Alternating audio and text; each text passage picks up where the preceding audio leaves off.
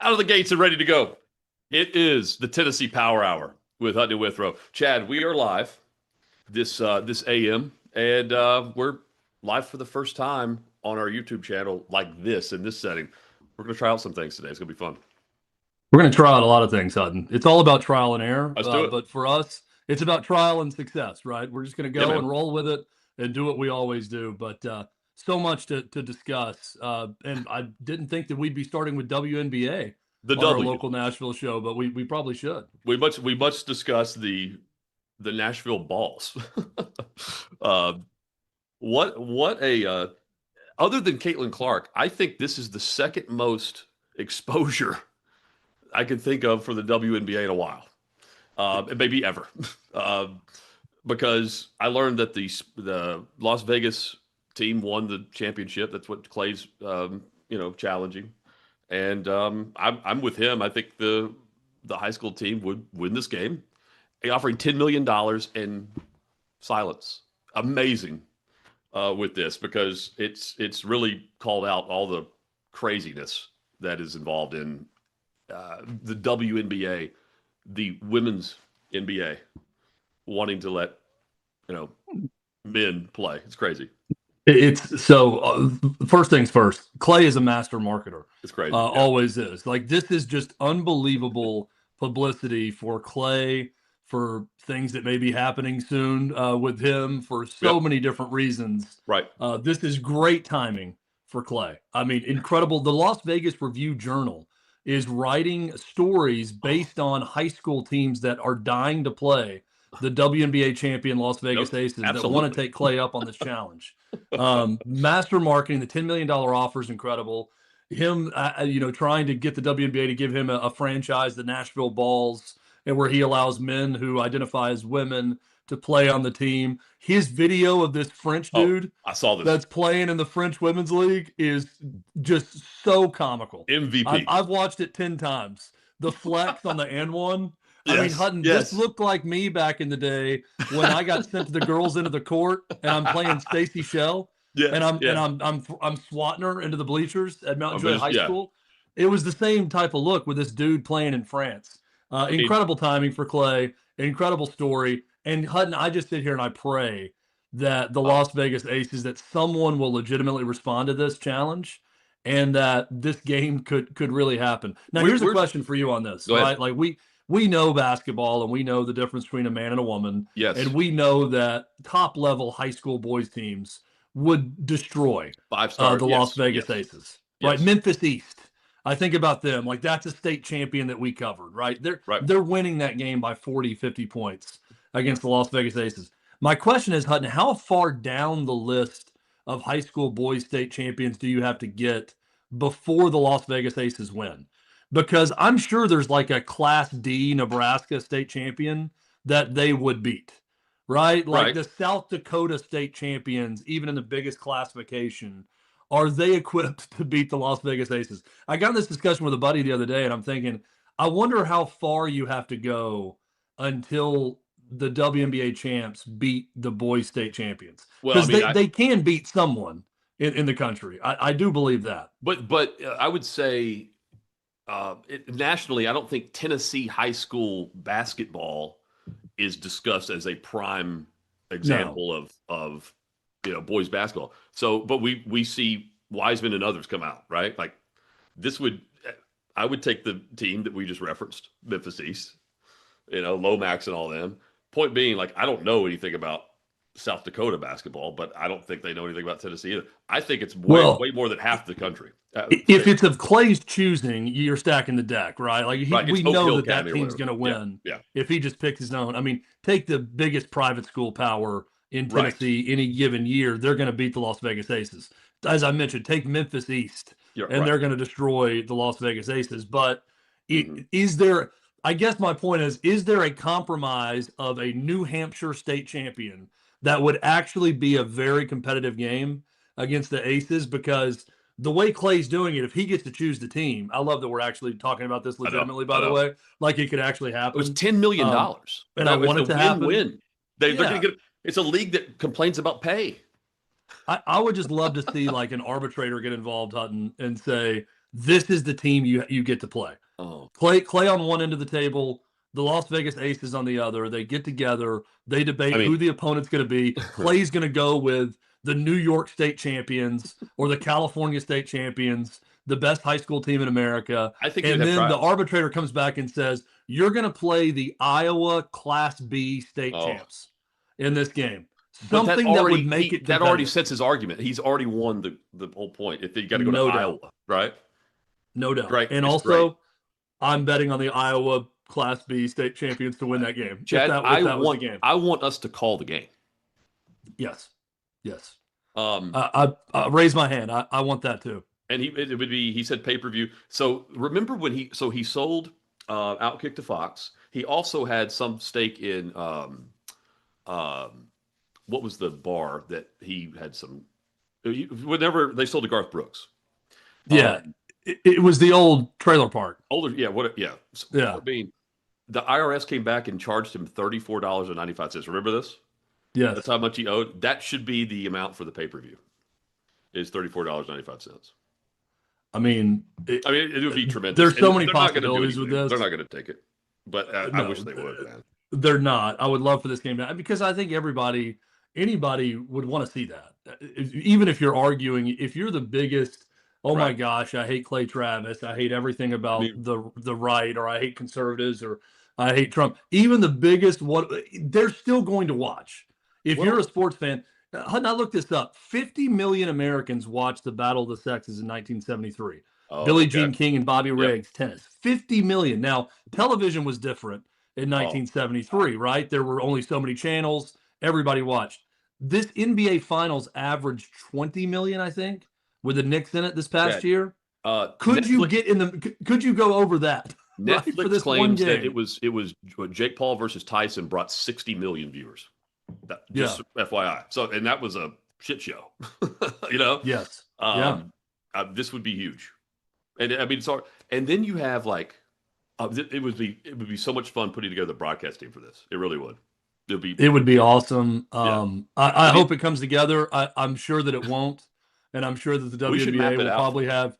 They're going to have some media worker block every single question that anyone gets asked about Clay and his offer. So I don't even think they're going to respond to it. But brilliant marketing by Clay.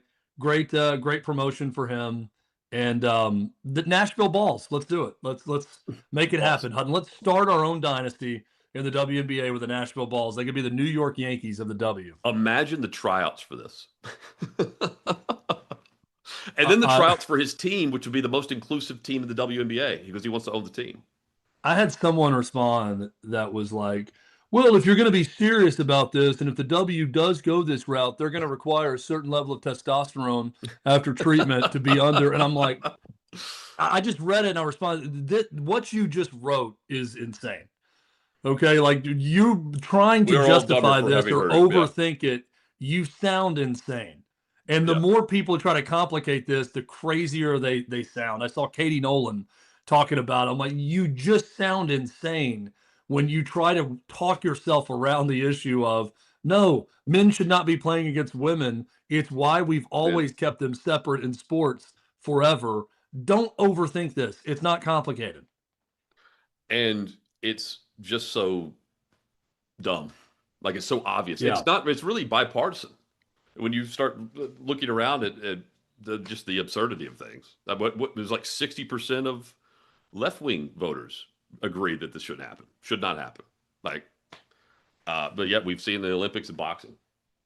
The only argument that keeps coming out is that people are making this too big of a deal, right? That no one is really coming out and saying, yes, I firmly believe that men should play against women in the WNBA. If they are, they're just saying it in this weird tap dance of science that they're trying to create to do it. But wore that shirt or whatever, and did it whenever they were playing Caitlin Clark with all the eyeballs on it. Right. Very intentional. It's just Clay did exactly what he should have done. He upped it from 1 million to 10, and there's no telling what the next offer would be. Now here's what someone else needs to come in and double it. I mean, how high would the money amount need to be before they actually accept it? They're not going to do it. There is no amount because they're not going to put themselves through that. But here's the thing. and I rarely laugh out loud at a post on X. Yeah. But Clay's post where he's getting threatened via email from people about his offer and everything. Yeah. And he said, but the way he frames it with, I knew when I went out on a limb and I became the most inclusive owner in the WNBA and wanted to allow trans people to play in I knew that we were going to take heat for it. And here it is so brilliant. Oh man, maybe Clay could start the trans league, the T NBA, and the owners will also have to back that too. By the way, no one would watch that. Like, people can talk about defending trans kids and trans all they want. Not a soul is going to watch trans people compete against trans people. But I'm saying, what's a less than 0 rating on television? That's what that gets. But the WNBA wouldn't be that without Caitlin and Sophie. Sophie, get behind this. We want to hear from you. But if you frame it with okay, we're going to put a man against women, or a boys basketball team against a women's team, everybody's watching that. I mean, hell, I wanted to watch Chris Johnson race the cheetah back in the day just because it was man versus beast. Now we've got woman versus boy. It's a win-win. And you're right, but the male would win. The cheetah was going to destroy him in the race. Yes. And he knew it. Yeah. By the way, just fun fact, the only man on earth that Chris Johnson said he was willing to race was Usain Bolt. That's crazy. The only one that was worthy. The only one that he would actually gold medal. Like he was a goal to, that's nuts to think about how fast that is. Yep. Usain Bolt would win. Chad, let's do this. So we're live. We're kind of doing this. By the way, Jacob Lutz, well done, sir. This looks great. We're testing out some things. You can react to us in the chat as well. We hope you'll do that. And we can try to do some interactions and other things. Plus, I'm going to. Lutz is our hero, by the way. He's our hero. He's awesome. He's the hero that no one asked for, but that we all need. And we will at some point. We hope to have a text line where people can text in also as we are live. So that's going to be a lot of fun too. Because one thing that I do miss, Hutton, about local radio, and by the way, if I go to the ballpark or I'm out and about, like anybody over the age of 70, let's say, or 60, they're like, hey, when are you going to be back on radio? When are you going to be back on radio? I hear it from old people all the time, which is totally fine. I love old people. But I miss that interaction, right? Like I miss that immediate, okay, we're going to get a comment, you're going to get a call, you're going to get a text. Like that feedback is something you miss that I do miss. So. And Dixie and Art. So we hope that with whatever shows we're doing, there can be live elements to that so we can get that interaction going. And it's not just the crazy characters that would respond. It's just anything live in the moment that you get a response from is amazing. I would say this, and I think you agree. The callers on the show, people ask like, what makes it? I either wanted a great caller or an awful one. I didn't want an average one because both sides of the great and the awful are entertaining. Yes. Right? And angry or like really, really happy or really, really angry. Like Pac-Man Jones's aunt or whatever. Or grandmother, whoever it was. That was insane. Yes, the family member who called in to berate us. That we need that. We're all for that. But we want it to be genuine, right? We want it to be honest. Yeah, we want it to be genuine, absolutely. We do look forward to that. So we're happy to go live, and we appreciate Lutz and all that he does to make that happen. Shout out to Ryan Mudd today. Probably sitting at home. We should have him join the Tennessee Power Hour at some point. I'm going to text Mudd the link right now, just so he has it, because I don't think Mudd knows that YouTube exists. First off, he's a little behind the times, right? So let me make sure that he gets this link so he could possibly watch and interact. Absolutely. So we got the Power Hour, and we got roughly we get to make up the time now. 30 minutes on the Vols, 30 minutes on the Titans. A lot to discuss today. Titans have a scrimmage tonight, a legit scrimmage, from what I understand. It's going to be fun. So we'll get to that in a moment. But Vrabel would do these things and then have like a situational walkthrough scrimmage. You know what I'm saying? Like punt team and all that. Go over certain rules, which is great. But it was at the stadium, and it's like, man, why are we here? Yeah. This is going to be different. So they have a scoring system and all that stuff. Here's my question for you, Chad. When it comes to these scrimmages, spring game, whatever, why do they have such a weird scoring rule? Keep it three. Keep it 1, 3, or 7. You can have the safety. Why is a touchdown 3 points, for instance? I don't understand that.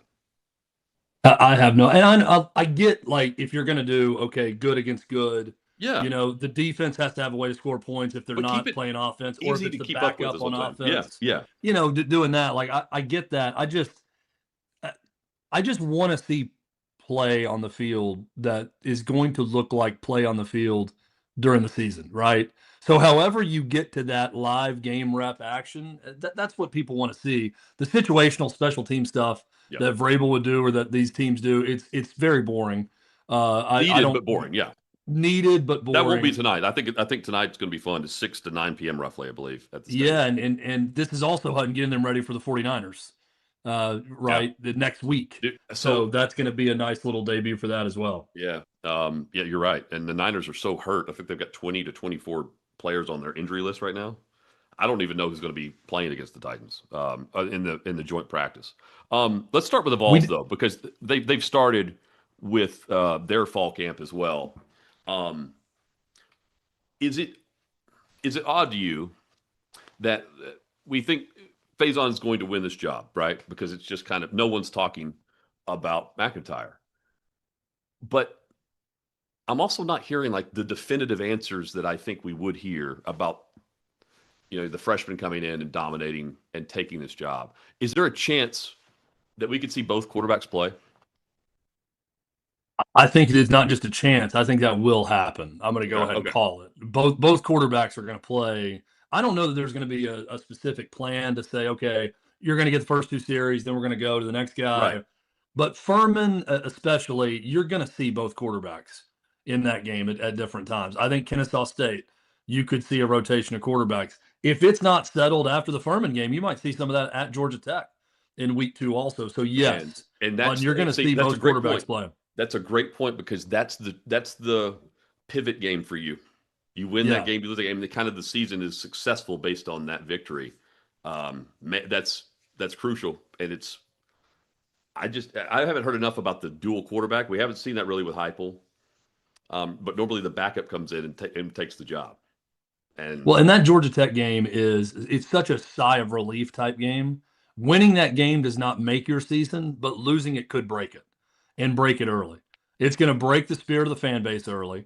It's going to have everybody very pessimistic if they go to Georgia Tech and lose, right? If you win, you feel good about it, but it's not a season maker. It just kind of continues things on where now you're looking at a 3-0 start before SEC play starts with Texas. Let me real quick on the Georgia Tech game. I'm going to point this out, and I think it's good, but also a money grab, but needed.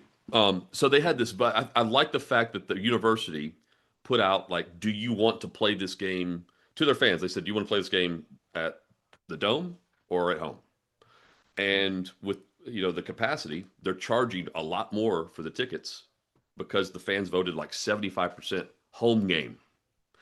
I heard some reporter that covered the Georgia Tech saying that only 5,000 tickets are allotted to Tennessee in this game.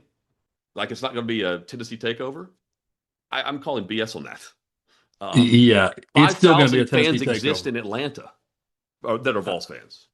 Oh, way more than that. I mean, look, it's going to be a lot of Tennessee fans there. I know personally a lot of people going to Atlanta that weekend for the game. So I don't have the capacity of Bobby Dodd Stadium in front of me. Let's say it's 70,000, 60, 70,000. Yeah, if you want to look it up. Yeah, I think there's going to be 20,000 plus Tennessee fans in that building. So I'm going to say about a third of the crowd will at least be in orange for that game. Yeah, and I think it's going to be a highly attended road game for Tennessee. It's just interesting in this day and age, the fans chose a higher ticket. I respect that because it's a home game. I like the fact that they're playing this at home and not at the Dome. There's too many games like that. But it's the ticket prices and all that stuff. Anyway, Chad, I can't get my. There we go. I want to look this up. Here we go. We'll find it. Go ahead. Faison Brandon, George McIntyre, and the battle for quarterback. Right. Faison Brandon is getting a lot of the praise right now, Hut. I saw TK Keys yesterday after practice talk about how impressive he is physically and how he runs like a truck and that he looks a lot faster and a lot bigger than when he saw him before and how much bigger and stronger he's gotten throughout this year. He looks way bigger than I was expecting. I think he's 6'4", 225, 230, but he looks like an even bigger guy, stronger guy than that. George McIntyre looks exactly the same to me, maybe a little bit bigger, but 6'6" and very thin as a quarterback. Just watching, again, I'm not in Knoxville. I'm not there at practice every day. And even the people that cover the team don't get to see a lot of practice. But when you watch video of routes on air with Brandon and McIntyre, the thing that strikes me, McIntyre looks accurate with the football and where he places it. Yes. He's got a longer delivery. Faison Brandon is much quicker. His release, and he gets rid of that ball quickly. McIntyre's got a little bit more of a wind-up to him when he's getting rid of the ball, which could be a problem, as we know. So, look, I think it's going to be Faison Brandon. TK Keys was very high on him, and that's the guy that he talked about more than anyone. But you still have to battle it out. But, Hutton, that's not the only battle that's going on right now. Who's going to be the third receiver? Speaking of TK Keys, he's got a battle with Radarius Jackson and Tyreek King and Travis Smith and others to see who's going to be behind.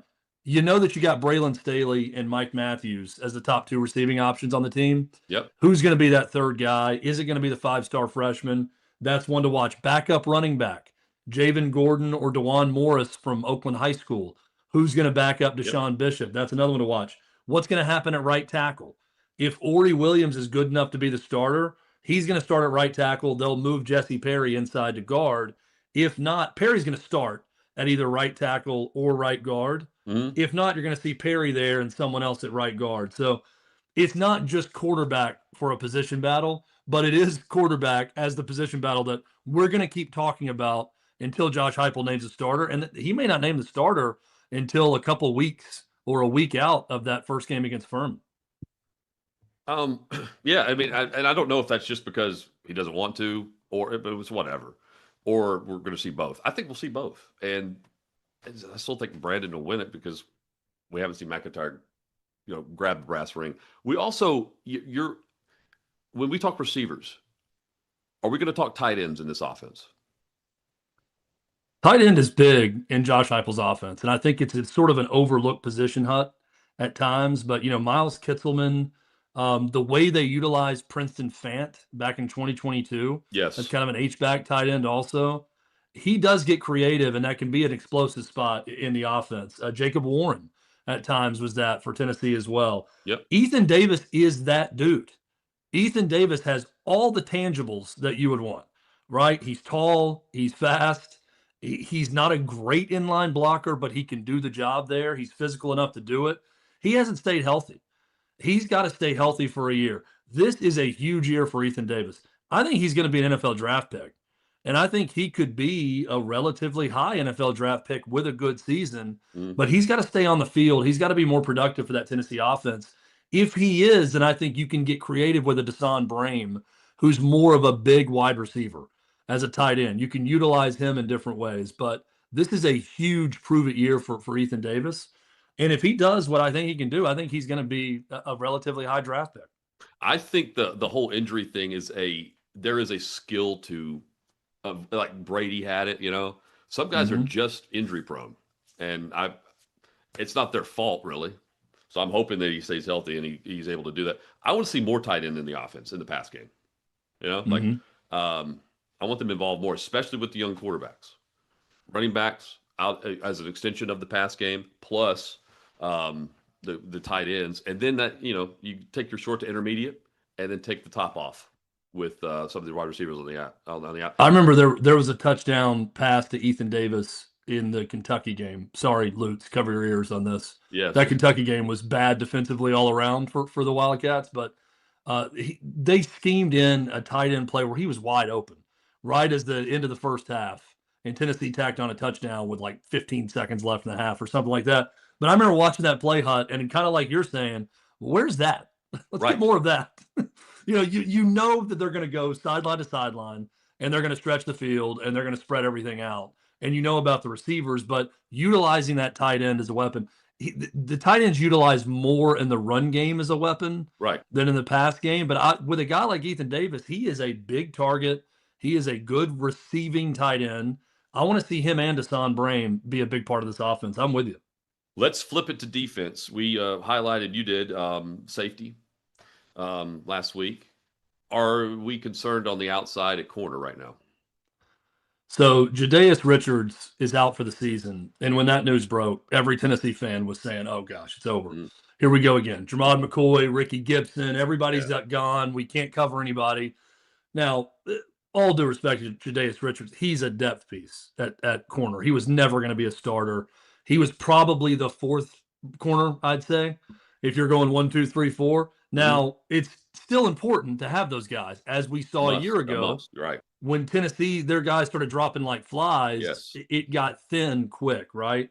I'm a little concerned for this reason, okay? It's not just Richards out for the season. You feel like you got a ready-made starter in Kayin Lee. The guy started for 3 years already at Auburn. He's got a ton of reps in this league. He's ready to go. Ty Redmond was a freshman All-American. He's ready to go. I don't like it when a guy's out with a mysterious illness early on in training camp. And I'm not saying it's a mystery illness. I'm sure the coaching staff knows what it is. But when I see that he's not suited up the first 2 practices and the reason is illness, I just not a great way to start. I hope he's okay. I hope everything's going to be fine. And he's going to be back into it. Maybe he's out there on Saturday when Tennessee takes the practice field again. I hope that's the case. But I say that to highlight the fact that this team absolutely needs Ty Redmond and Kayin Lee to be healthy and on the field at corner. If they're doing that, then we go back to this now. Suddenly the secondary is a strength and not a weakness for this team. But they got to be out there. They got to be available for that to happen. And I mean, and you're going into a year where you got the new coordinator who normally doesn't have a fast start based on this defensive scheme. But this defense needs to lead the team early with the young quarterback. That is a must right now. I think in their big games, Jim Knowles said, we plan to be an elite defense. You know, that's what we want to do. We want to be an elite defense. Tennessee went from a top 10 defense nationally in 2024 to, I think they were ranked 93rd nationally a year ago. One of the worst defenses. I think outside of Arkansas, they had the worst defense in the SEC by all metrics a year ago. If Jim Knowles can get them in the 20s or 30s nationally, I'm not saying top 10. If he can get that defense 20s or 30s, that is a huge jump. And to your point, Hutton, I think that gives them a chance. Yeah. Because we talked about it last week in one of our episodes. I think that Faison Brandon is coming into this with more around him than what Nico had from a talent standpoint. Sure. I agree. This team does not lack talent. This roster is getting paid over $40 million. They're one of only 8 programs in America that's spending over $40 million for a roster. They've got some dudes on this team on offense and defense. Talent is not an issue. It's inexperience. It's starting a freshman when that's not the way of college football right now. It's breaking in a new defensive coordinator that has a complicated system. Yeah. And how long does that take? Those are the issues with Tennessee. To me, it's not a talent issue at all. No, but I mean, you pointed out next year. I mean, that is huge for Heupel because now you get the quarterback as long as NIL stays where it is and we don't see him, one of the quarterbacks make the jump, whoever it is, hold him hostage. Any player could do that. Point being, it's setting up for, I feel like this is more of a gradual improvement type season than it is from the jump. There's not Johnny Manziel, but a freshman quarterback taking the SEC by storm. That's not happening here because it's not happening in camp. Look, the season doesn't end if you lose to Georgia Tech, but there's going to be a lot of concern on this show the day after that game if they lose at Georgia Tech, okay? And Georgia Tech may be better than anybody expects, and they may go on to be a 10-win team in the ACC. I don't know. I'm just saying that is one that it does not make your season. It could break your season. And we know, I'm one of them. Tennessee fans, they can have their spirit broken quickly and can get really down in the dumps quickly. That is the game to circle. And if that happens, suddenly you look at Texas in 2 weeks from that game and think, oh, my gosh, this it's is the impossible. SEC gauntlet. Everybody, but it feels like every team but like who would it be in the SEC that doesn't have the same type of schedule. There's always Ole Miss. Ole Miss seems to always avoid the gauntlet back-to-back games for whatever reason. Right. That's not the case for Tennessee's not included in that description, is my point. Well, and tying in Vanderbilt here quickly on this one, I feel the same about them. They play NC State at home in week 3. Vandy's first 3 opponents are Austin Peay, easy win, Delaware, easy win, all 3 at home, NC State. And then they got games against Ole Miss, and they've got tough road trips. They play at Georgia, I think, going up after that. So those first 3 games are so important. You set the deck. You get through the first quarter of your season. At that point, if you're Tennessee and Vandy, you get to 3-0, right? It just feels so much different when you get those 3 non-conference games out of the way and you won them. And then you look at the gauntlet ahead. The gauntlet doesn't look as daunting if you're 3-0. If you drop that game to an NC State for Vandy or to a Georgia Tech for Tennessee, to whatever the ACC opponent is, suddenly Texas, Auburn, all of those games, one after the other, look impossible when you look out at the schedule. So, look, that's the team doesn't feel that way. The coaches aren't going to feel that way. But from a fan base perspective, from a morale, that's how fans are going to view that. While we're talking Vandy, I'm trying not to be on the fence with this. I'm leaning more like the team is going to be much better than what I'm expecting without Pavia. By the way, Pavia is at camp right now. He's not on an NFL roster. And I said, I think he'll be around. They want that vibe. I would have him as the assistant general manager of the team, basically. I would hire him. Point is, this team is a different look Commodore football team. They're pushing people around the trenches, not just Tennessee. Those players are still there. So that the mentality is there. And with a quarterback that is a 5-star Georgia Bulldogs commitment quarterback, if he's a freshman quarterback starting at Georgia, we're not talking about the freshman needing to lead the team, whatever. That dude is playing for Vandy. I'm intrigued by what works and what doesn't early. And even if they get 6-7 wins, then you're going into year 3 of bigger expectations with a guy with experience who's locked in and a team that kind of knows who they are. I'm betting on that they're going over, what is it, 7.5 wins is their over under, I think, in Vegas. What is Tennessee at 6 or something? No, Tennessee's 7.5. Oh, so Vandy's for Tennessee. Vandy's lower, yeah. Vandy's got lower. I'm taking the over there just based on the team itself. It was quarterback, but it's still more than that. And we need to get out to camp and watch them a little bit. We do. I want to hear that. I want to hear what's going on there. I love Clark Lee, and he's a highly motivated dude. And he knows everything that could be said about his program and his team and all of that. So I'm not saying any secrets when I say this. Right. Clark Lee hasn't had success without Diego Pavia. He hasn't. I mean, his win-loss record, go look at it. It's not good. It's at all. And he knows Diego that. Pavia, that's right. As the quarterback and the leader, awesome. 2 great years of Vanderbilt football. 1 good year, 1 great year in his last year with Pavia, right? But he hasn't had that success. He's got the #1 quarterback in America coming in as a freshman. Exactly. So if it's not going to happen with Jared Curtis, is it going to happen with anyone not named Diego Pavia?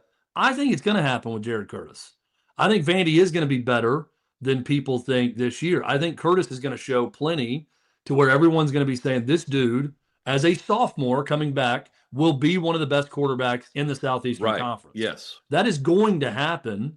I believe it. I feel it about that Vandy team, but they have to go prove it because it has been Diego Pavia's success. It's Vandy's success too. I know there are a lot of other guys around him. Great offensive line we've talked about. Defense got a lot better. The coaching staff is really good and really smart. All those things. But the bottom line is he's not had anywhere close to the same success as he had with Diego Pavia. Here's the chance to go prove it now with a local kid who's the #1 quarterback in the country. I would also add he didn't have success either until he took over play calling on defense again. And now he's got that. He's got a head coach basically of the offense, and You're right. I mean, the quarterback chose this, is what I'm saying. Like that tells me there's, if you want to be in the NFL in 3 years, you go to Georgia. Yeah. Right. And then it's a fascinating setup. And I think Vandy's about to surprise some people again. But if they do that, think about what Lucci told us about it was important for A&M. They need to get back to the playoff to prove this can be consistent. Right. Vandy needs to be back in that same setting and knock down the door. If you go back to back with 9-10 wins, that's sustainable. They're showing the consistency, and that's when I'm like, okay, they've got a lot more going on than what I expected with their program. I think they have the best coaching staff, top to bottom, in the country. They're really, really good at developing players and coaching them in game plan. They're really good at that. It's not perfect segue here, Hut. Yeah. Perfect segue here since we're talking Tennessee and Vandy. Yes. I want to hit one Vols hoops note Okay. here, Okay. and it involves Vanderbilt. Jalen Washington got an injunction from a judge to play a 5th year of college basketball and immediately transfers to Tennessee from Vanderbilt. He was a guy who started by the end of the year, was the 6th man off the bench for Mark Byington's Vanderbilt team, 6'10", 245 pounds, played at North Carolina before that. This is just crazy to me. Just the whole thing. Now, he was in the portal before, so he thought he'd exhausted his eligibility, but he entered the portal just as a formality, right? If I get granted, he was a part of this lawsuit. If I get the injunction, then I can go anywhere. But it was clear that he was set up to go to Tennessee if he got the injunction. Rick Barnes teased for a while, we may not be done with this roster. We may not be done spending on talent. And he talked about the desire to go get a big man. Well, the moment this injunction ruling came down and the news broke, everyone started pointing towards Jalen Washington to Knoxville. It's crazy. 2 years in a row now, Tennessee has gotten a Vanderbilt transfer to go from Vanderbilt to their biggest rival in Tennessee to play for Rick Barnes. I think it's a great get for Tennessee. It does help them with their front court depth. They have so many pieces now. There's going to be really good players that are making really good money that aren't going to play much as they get into SEC play that they brought in the transfer portal. Tennessee basketball has loaded up in what could be Rick Barnes last year, and every single season could be his last year. But Hutton, they have spent big on this roster. This is a Final Four roster. That's the expectation here. I agree. But the average money spent on rosters in the SEC for hoops right now is insane. Like Tennessee's spending a lot, but they're not alone. Like they're competing to spend a lot. I like that they lead the way. I've heard more about Tennessee basketball during the lead up to football season than I ever have before. That's also saying something. It does. Let's talk some Titans, Hutton. Let's do it. We went to their top guys on offense. Let's go to the core 4 defensively that you're going to be watching this season. Chad, it starts with Jeffrey Simmons, and I thought last season he had a tremendous year on the field and then off the field as a leader. He is a true Titans leader of this team. There were question marks about that, right? He's going to get fights in camp or whatever. That's what it stops throwing fists at helmets first off. But I would say that. Beyond that, do whatever. Get after J.C. Latham's ass. He needs to. He's a leader of the team, and J.C. Latham is constantly battling him, but I don't see the same play on the field. That's great. Challenge him. He's not Vanden Bosch effort. Like that, the league doesn't do that anymore in practice. But Jeffrey Simmons sets the tone at a Titans practice. And they want to be fast and violent and talk shit. That's what Robert Saleh says. That is Jeffrey Simmons' play. I think he takes it to another level. The whole ranking by the team, the players, top 100, total disrespect. And he'll challenge himself to raise that bar. And I love this. He went to Cam Ward and told him, this is your team. This is Jeffrey Simmons' team, by the way. He went to Cam Ward and said, dude, year 2, this is your team. Take off. I got your back. Love that. Because it's got to be Cam Ward's team. He is so clearly the leader. He has changed how he leads, though, because he would talk a lot of crap, and that's pretty much it. Now he does something different. And he's going into year 8, which is also weird. Feels like he's been in the league for 4 years. I don't know that it's a good thing for the Titans. There needs to be other guys in contention for this, for a leadership role, but he is so clearly the leader of that defense. It's not even Yes. close, and sets the tone from a competitive standpoint for the whole team. So I'm with you on that. Who's second on your list of Titans key defenders? The core four on defense, the guys who set the tone for success, and I think the defense overall can be pretty good. It's Alontae Taylor. He's going to be the aggressive physical corner on the outside. VFL, Alontae Taylor. Hey, man, and Manchester, right? Yes. He's an upgrade over what they've had recently, but he's the guy that's going to do a lot of the physical at the line, tight coverage. And if he's going to be helped by a defensive line, Saleh's defenses are built from the front to the back, not the opposite, right? They're spending their money. I think they have the number 2 most money locked up on a defensive line in the NFL right now. They start there, and they're just sending 4. If the line gets it done, Alontae Taylor has a chance to really benefit the defense at a position we haven't seen very often recently, be one of the dominant spots on defense. And I'm starting at defensive tackle, and I'm going to the outside. I'm going to the money positions in the NFL on defense, corner and defensive line. And that's where it starts. It's Simmons, and it's now Alontae Taylor. Third on the list, Hutton, after Alontae Taylor. Jermaine Johnson, just because rushing off the edge has to be a bit. He's going to get one-on-ones. Jeffrey Simmons is going to be doubled and tripled. This dude has to pick up the pace over what he's done recently. He's in the same defense now that he was in with Saleh. Take advantage of the one-on-ones on the outside. They're going to rush. They're going to rotate a lot of players, Chad, a lot up front. But take advantage of the lower snaps with more production. They've got to have it from him as the veteran pass rusher. I feel like with we talked about Wan'Dale Robinson a week ago with Dayball. Mm-hmm. I kind of feel the same about Jermaine Johnson with Saleh. I expect more because they're more familiar with what the coaches want from them. So I think that's a great example. And Saleh they directly went after him. Like they're surrounding the team with guys who know this. That's important, and he's got to take advantage of Jeffrey Simmons being an All-Pro. Hutton, are we going back to safety for the 4th member of this crew? Man, I think this is a linchpin name for this defense. Next level type, raise the bar type player for the entire team. It's Kevin Winston Jr. There was a play in practice where deep ball, he closes the gap, and Rhett Bryan told me it closes the gap and bats the ball away, and delivers a huge hit. That's different than what we've seen. He can close he eliminates taking the top off the defense for the offense, and the explosive plays. This team gave up how many 3rd and longs? So often. Too many.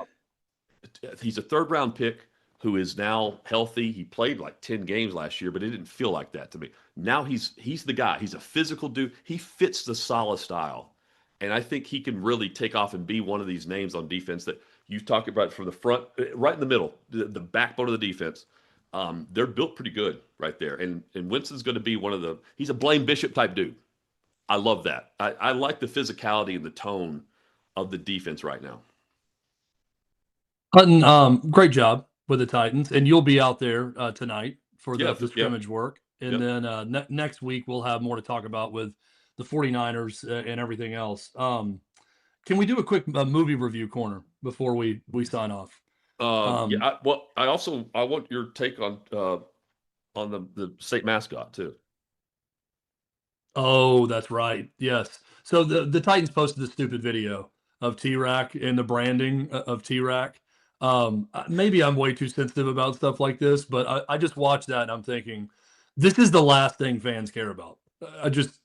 If you chose to post, and I don't know what all they're going to post today, but if you chose to post one thing today and it was about the damn raccoon and the raccoon being in the proper branding now, I watched that and it infuriated me. Chad, I'm sure that I'm being way too sensitive about this, Hutton. Go ahead. Sorry. They went from a mascot that looked feral to a furry is what I saw. Yeah. I also don't care. It's a mascot. No one cares about this mascot. But here's why fans should remember this. There is no Titans era of this stadium now. There's not. Everything's different.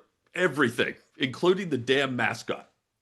They may rename the state animal if they want to. Right. Best story on Titans Caravan. Kids at some elementary school with Pete Nelson, shout out Pete, who was T-Rack for a long time, called him T-Rat, R-A-T, because they thought, I love it. I love that. Yeah, I don't care about the mascot. I care about I don't either. Confident decisions. But everything has changed now. Everything. I care about them, doing things to win games and making good decisions. And I'd look at that and I'm thinking, what's the Texas state animal? Because there's something Houston related. Will probably be the next mascot. What a great point. Is what Amy Adams Strunk will go with. I saw Spider-Man. I saw Spider-Man this week. Okay. Good movie. Enjoyable. Tom Holland, very charismatic. I love John Bernthal as the Punisher. Very good. A movie with not really a clear villain, so that's kind of interesting when you watch it, but I thought it was well done. Here's my critique. Why do these superhero movies all need to be 2 hours and 20 minutes long? They could have shaved 30 minutes off this movie, and I could tell you the 30 minutes they should have shaved off, and it would have been a more enjoyable experience. When I go and pay to watch The Odyssey in IMAX, and it's 2 hours and 58 minutes long, I know what I'm getting into. It's The Odyssey. It's Christopher Nolan. I'm fine sitting there for 3 hours for that movie. Why 2.5 hours for a superhero movie? Because I think these directors, Chad, treat Spider-Man like it's an Oscar award-winning film. Right. But how many of these have we? It's their Ben-Hur. Yes, but how many have we seen of these? Make something new, please. I mean, another Joker will be coming out soon, I bet, or Batman, or whatever. See, the spinoff is they want the adults to bring the kids, and then the kids do that. I get it, but I'm so tired of the same thing. I hear Spider-Man, I'm like, I don't know how many times you can do this. Well, now Robert Downey Jr. is going to be Dr. Doom, where he was Iron Man for years. He's playing a different character in the Marvel cinematic universe. Look, I understand, like, they are trying to just print money by continuing a story over and over again, all that. I'll also say that I think Tom Holland will be my final Spider-Man. Whenever they go to the reboot and they put him back in high school and they start with a different actor, I'm not going to be watching Spider-Man in my 50s whenever this happens. So I think I'm going to be done with Spider-Man after Tom Holland. I think it'll be more AI. These are very easy to create AI-wise in the library that all these companies own now. Sadly, that will make me not want to watch that even more when it's AI and not actual people doing the work. But anyways, I enjoyed it. It was good. But 2.5 hours. It doesn't. I want to go see Odyssey. I really do. I should go see that soon. Odyssey, 3 hours, fine, worth it. It needs to be very long. You know what you're getting into. When I sat down and I Googled the runtime of Spider-Man, and I sit through 20 minutes of commercials and trailers, and I see that it's 2 hours and 24 minutes or whatever it was. I'm thinking, surely this thing's an hour and 55 is sort of what I was expecting, right? Right at 2 hours. 30 minutes too long. Everything else about it, pretty good. Every movie we've seen together is very long. Like the because DiCaprio movie. We're going to the good movies. Like I know, one battle but after another is going to be long, and going into that, right? Like it's a Paul Thomas Anderson movie. You expect it to be a little bit longer, and you're fine with it. I just think setting the expectation of a superhero popcorn comic book movie being 2.5 to 3 hours long is ridiculous. It's like a Sandler movie being that long, or The Hangover being 3 hours. I don't have the runtime of Happy Gilmore 2 in front of me, Hutton, but I guarantee it wasn't 2.5 hours. By the way, Adam Sandler knows how to get in, get out, and make sure everybody's happy. Yeah. The only movie I've ever left was Spanglish, and it was way too long. Bobby Dodd Stadium, 51,000 capacity, by the way. So smaller than I thought. Yeah. So maybe 20,000 is a little much for Tennessee fans there. I'm going to say 15, though. I think 15,000 Tennessee fans at least will be there. Yeah, but respect to Georgia Tech fans for wanting to pay more to keep it there. Yeah. Keep it on campus. I love it. Chad, another Power Hour in the books. We hope that you will subscribe to the Hutton Withrow YouTube channel. Just at Hutton Withrow on YouTube. And ring that bell. That way you get alerted when we go live like we did today. And share the channel if you don't mind. We appreciate that as well. Another one coming soon. and maybe some special guests in the future. I saw Delaney Walker yesterday. He told me to tell you what's up. And nice. It will happen soon. We'll be on the show soon. It'll be fun. Real close to 5,000 subscribers, too. So subscribe, share it, tell your friends. Let's get that number over 5,000. He's Withrow. I'm Hutton. Tennessee Power Hour. We'll be back and maybe see you at the scrimmage tonight. Thank you, Jacob.